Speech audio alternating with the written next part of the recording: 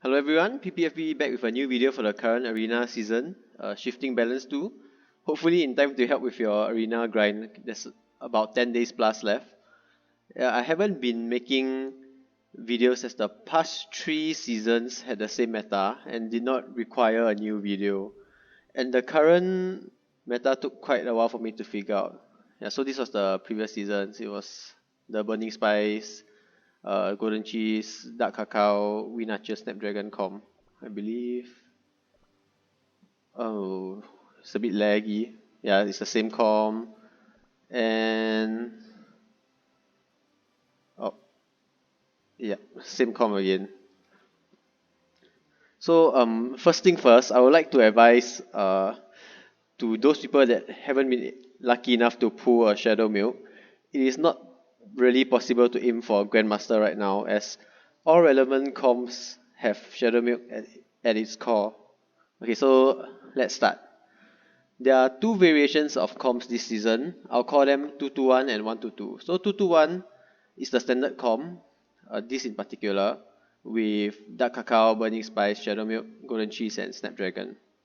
You can replace Snapdragon with Yeti. So Yeti can tank Golden Cheese, Wind Archer, Burning Spice hits better. But Snap is better overall because his healing and shielding, there's percentage HP involved, and peanuts are a thing right now. So next one is 122, which is a soft counter to 221. The core would be Golden Cheese, Shadowmilk, Wind Archer, and Mystic Flower. And the tank can either be green tea muse, crimson coral, fettuccine, or capsaicin. Basically, those that are innately very tanky and have some reflection or have immortality.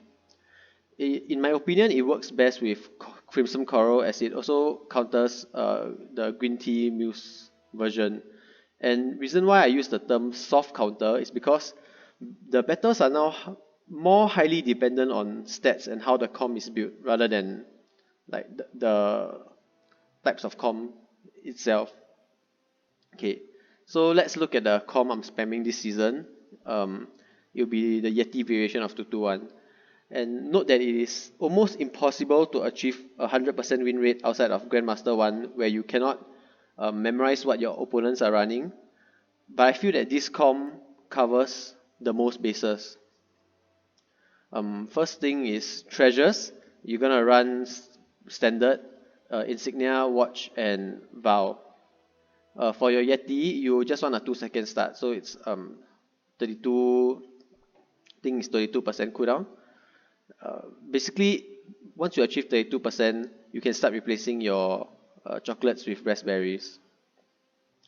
Okay, for the interesting part, dark cacao will have a peanut build, 3-second start, so basically around 20+% cooldown will be good. We will not be running any bypass on dark cacao as his damage for the first 1 minute isn't even noticeable with a raspberry bypass build, so maybe something like this. Yeah, it won't even be noticeable.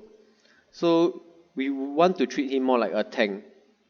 And having the 20 plus percent cooldown is still optimal because sometimes he will be the last cookie standing versus opponent Shadowmilk, and having more cooldown at this point gives him better chances to win the 1v1.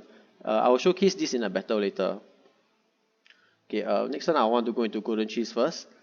For Golden Cheese, we'll run a full almond build where we stack damage resist, attack, and cooldown. And for Golden Cheese, I gave him a very optimized biscuit because even with this amount of damage resist, she will not be able to tank the initial Shadowmilk skill and survive. So for the biscuit, I purposefully run 1 HP line. And I also run 1 cooldown line so that Golden Cheese has a 3-second start and faster skill rotation, which allows me to sometimes cast barely before getting killed. And the last line will just add on to our damage, so damage resist bypass. So why these two weird builds this season?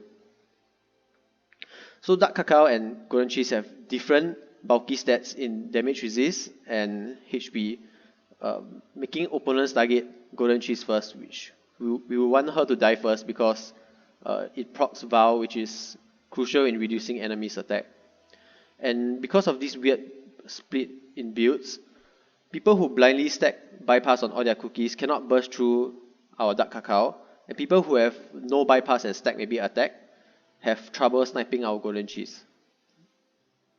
Next will be Burning Spice. Burning Spice is our standard 3-second build where you have attack speed, attack, and damage resist. There's a case for running a 4 bypass biscuit now, but since I have a good tainted one, I'll just stick with it. Like the 4 bypass one will do better against people who stack damage resist, and this one will do better, slightly better against people who stack HP. Okay, so for Shadowmilk, there are 2 builds. One would be the chocolate build, where you stack attack, damage resist, and cooldown, and the next one will be the raspberry build, where you stack also attack, damage resist, and cooldown. For the chocolates one, basically you have more cooldown, so a faster rotation and higher damage resist bypass. So this will be better against people who stack damage resist. And for the raspberry one, you'll have slightly lower cooldown and less damage resist bypass, but you'll do better against people who stack HP. Notably, both sets require a 1-second start, reason being that we want Shadowmilk to cast as fast and much as possible. And also, I wouldn't run a 4 bypass lines as Shadowmilk already has quite a lot inbuilt bypass, so 4 bypass lines to me is overkill and considered a dead stat. It is still kind of usable if you know that the opponent has stacked damage resist on everyone. So which build is better? I don't really have an answer. It's kind of inconclusive. Both work well, and it really comes down to luck sometimes. If you are in high Grandmaster 2 or Grandmaster 1, I highly recommend to note down which of the sets beats who. Usually if I lose with this set, I'll just change and then I can win. And yeah, I've tried many different sets. These 2, 4 bypass with chocolates, 5 bypass with raspberries, and I find that these 2 sets in particular work the best.